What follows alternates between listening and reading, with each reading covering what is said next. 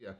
Now, one job on a Defender that's a real pain in the arse is replacing the vents, or doing some sort of repair or changing things or getting them to actually move, because if you've got an old Land Rover Defender, the vents are probably seized on the hinge, and that's because they just use a simple steel uncoated pin. It's a split pin that goes all the way through, and you just open it at one end just to keep it in there. But over time, obviously, the inside of the hinge gets rusty and your pin gets rusty, and they'll just seize together. So once you've compressed the split pin and you've got it squeezed down as much as possible, use an extra long bolt like the bumper bolts that we mentioned before. You need to get the bigger one you can get, the better really, because you want to make sure that the smaller end of the bolt is sitting up against the pin. And once that's in place, you just tap it with the hammer. You can tap your pin through, and then obviously you can only tap it up to the actual hinge point on the bulkhead itself. But when you've done that, removing the pin is a lot easier. Now, don't try and do it with just a pair of pliers, because it's very difficult to get a grip. Get some vice grips. Make sure you've got a really good purchase on that pin. Now, once it's all cleaned out and you're ready to fit your new pin, use one of these stainless pins here. Now, they come as a set of 4, because obviously you want to be doing both sides. They are stainless, so once they're in, you're not going to have the same problem ever again.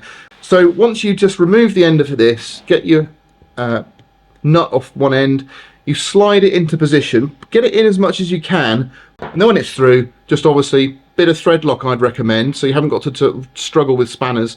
I think there's a 7 or 6 mil these heads, so they are quite fiddly. But a bit of thread lock on each end means you haven't got to over tighten them and damage it, but you just can sit them on there and they'll stay in place. So a really great upgrade if you're doing something with your vent flaps. But the other product that I would recommend is one of these adhesive gaskets. Now, TD5 certainly use these, possibly 300 TDI, I'm not sure. But if you've got the old rubber gasket on there, you just want to basically pull that off and get rid of it. It's probably 20-30 years old by now, so that needs to be replaced. And it doesn't matter whether yours had rubber or this foam, you can replace them both with foam. So you don't have to do anything other than remove the pins. You don't even have to do that, but obviously I would do the whole job. So when the pins are removed, you're going to have the flaps going to be all loose and everything.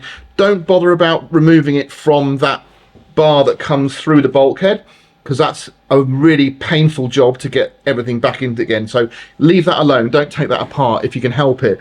But it's quite easy, because you can just open this up, you can slide it over the vent flap itself, just remove the backing on this adhesive foam gasket, put it on, and you'll find that your your bulkhead flap will just press nicely flush back into position.